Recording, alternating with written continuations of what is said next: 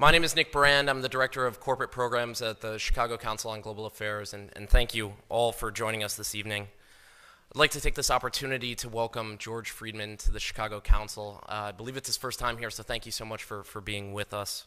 No place is really pacific for very long. I mean, neither the United States, we have constant wars, okay? Europe will, I suspect, not return to the 31 years, but it will return to humanity.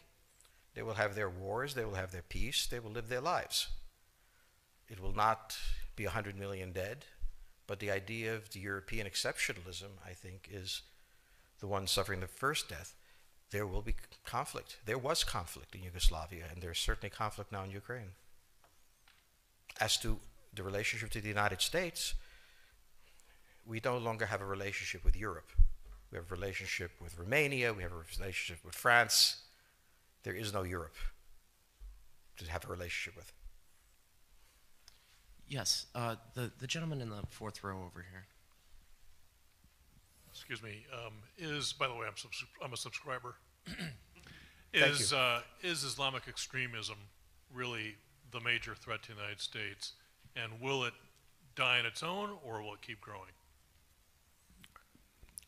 It is a problem to the United States. It is not an existential threat. It has to be dealt with, but it has to be dealt with proportionately. We have other foreign policy interests. So, the primordial interest of the United States, over which for a century we have fought wars, the First, Second Cold War, has been the relationship between Germany and Russia, because united they are the only force that could threaten us, and to make sure that that doesn't happen. If you're a Ukrainian, is essentially reach out to the only country that will help you, which is the United States. Last week, 10 days ago, General Hodges, Commander U.S. Army Europe, visited Ukraine. He announced that U.S. trainers would now officially be coming, not just unofficially coming. He actually pinned medals on Ukrainian fighters, which by protocol of the military is not the way. Foreigners don't get to pin on, medals, but he did, showing that this was his army. He then left and in the Baltics announced that the United States would be pre-positioning armor, artillery, and other equipment in the Baltics, Poland, Romania, and Bulgaria, which is a very interesting point. So the United States, and now yesterday the United States announced that it would be sending weapons. Tonight, of course, they denied it, but they are. The weapons will go. In all of this, the United States has acted outside the context of NATO. Because NATO has to have a 100% vote. Any one country can veto anything.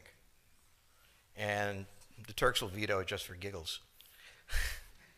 The point is that the United States is prepared to create a cordon sanitaire around Russia.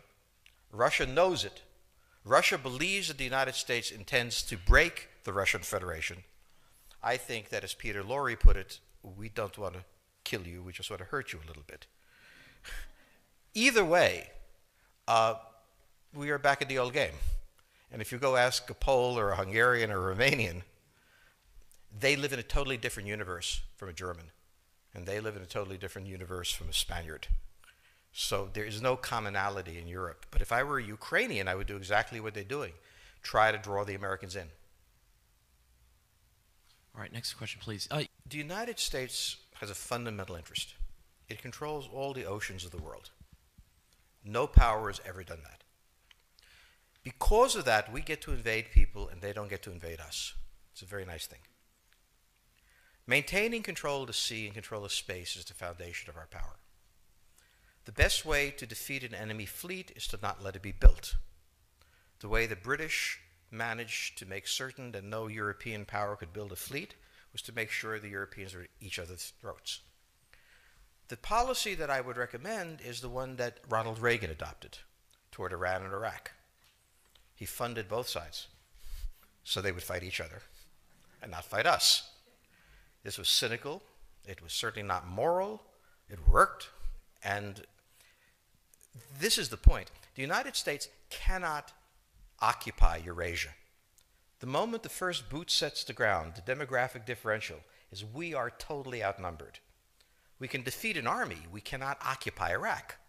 The idea that 130,000 men would occupy a country of 25 million, well, the ratio in New York of cops to citizens was greater than we had deployed in Iraq.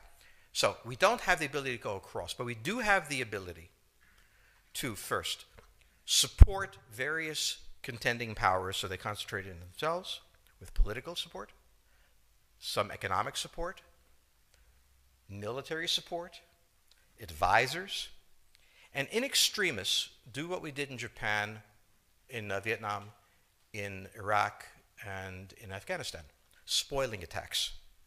The spoiling attack is not intended to defeat the enemy. It's intended to throw him off balance. What we did in each of these wars, in Afghanistan, for example, is we threw Al-Qaeda off balance. The problem we have, since we're young and stupid, is that having thrown them off balance, instead of saying, okay, job well done, let's go home, we said, well, that was easy. Why don't we build a democracy here? This was the moment of dementia that came in. The answer, therefore, is the United States cannot constantly be intervening throughout Eurasia. It must be selectively intervening and very rarely. That is the extreme moment. We cannot, as the first step, send American troops. And when we send American troops, we have to clearly understand what the mission is, limit it to that, and not develop all sorts of psychotic fantasies.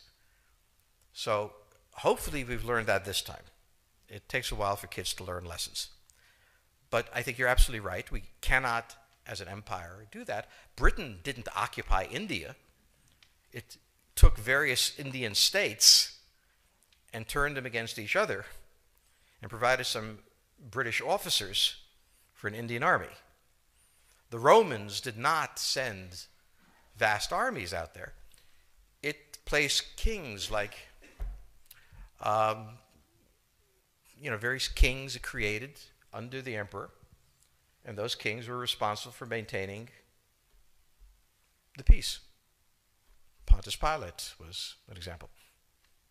So empires that are directly governed by the empire, like the Nazi Empire, fail.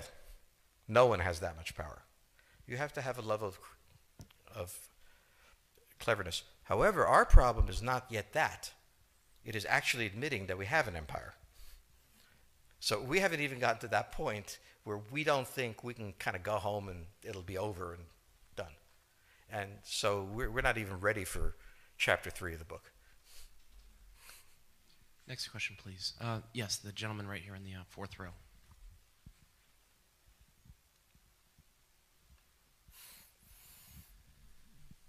So I infer from your comments that the euro as the currency will not survive. The question on the table for the Russians is, will they retain a buffer zone that's at least neutral? Or will the West penetrate so far in the Ukraine that they're 70 miles away from Stalingrad and 300 miles away from Moscow? For Russia, the status of Ukraine is an existential threat. And the Russians cannot let go. For the United States, in the event that Russia holds onto the Ukraine, where will it stop? Therefore, it's not an accident that General Hodges, who's been appointed to be blamed for all of this, is talking about prepositioning troops in Romania, Bulgaria, Poland, and the Baltics. This is the intermarium, from the Black Sea to the Baltic, that Pilsudski dreamt of. This is the solution for the United States.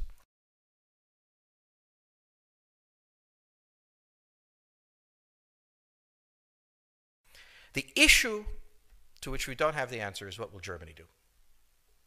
So the real wild card in Europe is that as the United States builds this cordon sanitaire, not in Ukraine, but to the west, and the Russians try to figure out how to leverage the Ukrainians out, we don't know the German position. Germany is in a very peculiar position. Its former Chancellor Gerhard Schroeder is on the board of Gazprom. They have a very complex relationship to the Russians. The Germans themselves don't know what to do. They must export. The Russians can't take up the export. On the other hand, if they lose the free trade zone, they need to build something different. For the United States, the primordial fear is Russian capital, Russian technology, German technology and German capital, Russian natural resources, Russian manpower, as the only combination that has for centuries scared the hell out of the United States. So how does this play out? Well, the U.S. has already put its cards on the table. It is the line from the Baltics to the Black Sea.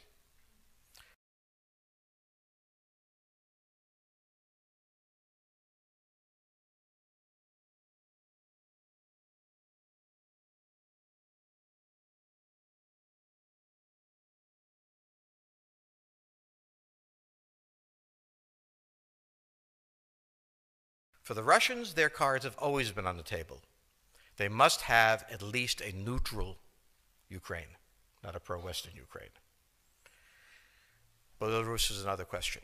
Now, whoever can tell me what the Germans are going to do is going to tell me about the next 20 years of history. But unfortunately, the Germans haven't made up their mind. And this is the problem of Germany always. Enormously economically powerful, geopolitically very fragile, and never quite knowing how to reconcile the two. Ever since 1871, this has been the German question, the question of Europe. Think about the German question, because now it's coming up again. That's the next question that we have to address. And we don't know how to address it. We don't know what they're going to do.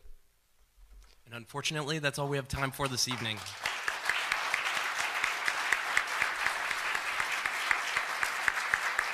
Thank you so much. Thank you so much, George Fridman. He'll be signing copies of his book in the rear of the room. Thank you as well to the Chicago Club for co-sponsoring this evening. Good night.